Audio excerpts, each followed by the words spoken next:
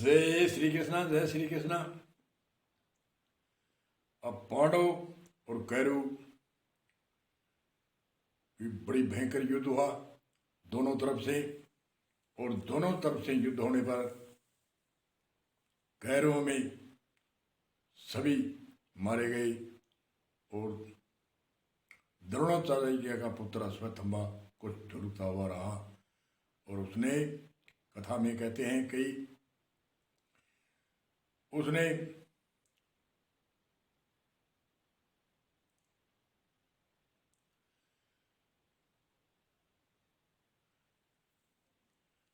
अश्वत्थामा ने पांडवों के 5 पुत्रों को, बच्चों को ही मार डाला। ये कथा बहुत में हम सुनते हैं। तो कहते हैं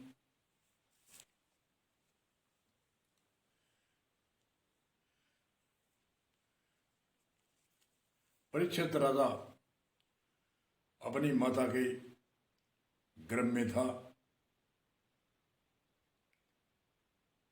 उनका जन्म हुआ और वह कई वर्षों तक शासन करता रहा। और गाथा तो हम सुनते ही हैं। तो राजा परीक्षित अनेक कथावाचक कथा करते हैं। राजा होता है, उसको घूमने की इच्छा होती है इधर उधर। जो आज हमारे वाहन के द्वारा घूमते हैं, पुराने समय में घोड़ों पर जो समय आता था, वर्षा ऋतु या कुछ भी ऐसी सुहावनी मौसम होती थी, तो राजा कहीं इधर उधर घूमने के लिए जाता था। जाते थे पहले भी, आज भी जाते हैं। तो राजा घूमने के लिए कहते तो हैं, अमुक मुकुट पहना था, उसमें कुछ था। मुकुट कोई हो जो सोने का मुकुट हो, जो राजा है उनके अभिमान तो होता ही है। राज का अभिमान, प्रभुता का अभिमान, पद का अभिमान, 8 प्रकार का अभिमान होता है। विद्या का अभिमान, जौवन जवानी का अभिमान, विद्या जौवन जाति, मैं ब्राह्मण हूँ, मैं क्षत्रिय हूँ, मैं बनिया हूँ। विद्या जौवन जाति धर्म प्रभुता, पद का अभिमान, सुंदर रूप का अभिमान, कुल का अभिमान और नशे लत का अभिमान। ये अभिमान, सूक्ष्म अभिमान हो सकता है। तो राजा के अभिमान तो होता ही है। तो वह वन में घूमते घूमते जो जल ले गया था वह छूट गया। तो आती तब इधर उधर देखा तो एक ऋषि समाधि में बैठा है, जैसे सामिक ऋषि समाधि में था।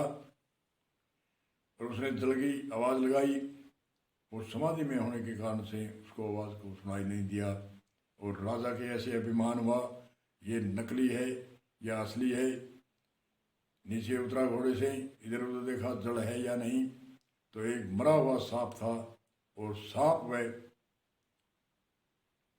सामिक ऋषि के गले में राजा परीक्षित ने डाल दिया। अगर ये असली समाधि है तो उसको मालूम नहीं होगा, अगर जो नकली है तो ये उछलेगा। तेरे देखने के कारण से इसने नाटक किया है तो ये उछलेगा, कूदेगा। तो सामिक ऋषि तो स्वाभाविक ही समाधि में लीन थे। तो उसका पुत्र श्रृंगी ऋषि है, वह देख रहा था। और श्रृंगी ऋषि ने आकर, अलग अलग कथावाचकों की है, कई कथावाचक कहते हैं उसने घड़े से सांप निकाला और राजा से कहा, ये क्या करते हो, क्या किया है आपने?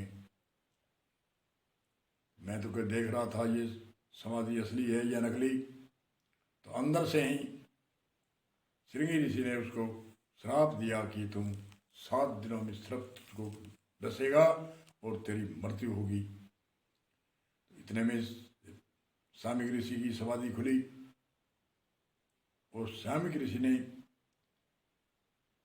सारी कथा श्रृंगी ऋषि ने सुनाई। ऐसे राजा आया था, आपके गले में सांप डाल दिया, और वह मैंने पूछा क्यों डाला। वह राजा कहता है कि मैं असली और नकली की परीक्षा कर रहा था। तो स्वामी ऋषि ने कहा कोई श्राप तो नहीं दिया होगा। बोले मैंने तो उसको श्राप दे दिया कि तुम 7 दिनों में तुझे सांप का डंक लगेगा और तेरी मृत्यु होगी। अरे बहुत जुल्म किया आपने। कितनी कहते हैं संतों की कितनी एक उद्धार दयालु भाव होता है। अरे अभी अभी जा उसके पीछे, उसको जा करके सावधान कर दे कि मैंने आपको श्राप दे दिया है, मैंने भूली के अंदर गलती से, और आप जो आपकी रक्षा करनी चाहते हो, आपका मोक्ष मुक्ति करना चाहते हो, आप कोई उपाय करना चाहते हो तो कर लो, और 7 दिनों में आपकी मृत्यु होगी। तो वह श्रृंगी ऋषि राजा के प्रणाम करी और राजा से कहा हे राजा साहब मेरी गलती होगी, आपने सांप डाला था मेरे पिता के गल में, तो इसलिए मैंने आपको श्राप दे दिया है। आपको 7 दिनों में सांप डसेगा और आपकी मृत्यु होगी। आपको जो उपाय करना है सो कर लो। तो इसी सूत्र के साथ में हम विराम देते हैं। आगे राजा परीक्षित भयभीत होता है, कैसे भयभीत होता है और कैसे उसकी मोक्ष मुक्ति होती है और कहाँ कहाँ जाता है, क्या उपाय करता है, इसी सूत्र को यही विराम देते हैं। बोलो जय श्री कृष्णा, जय श्री कृष्णा।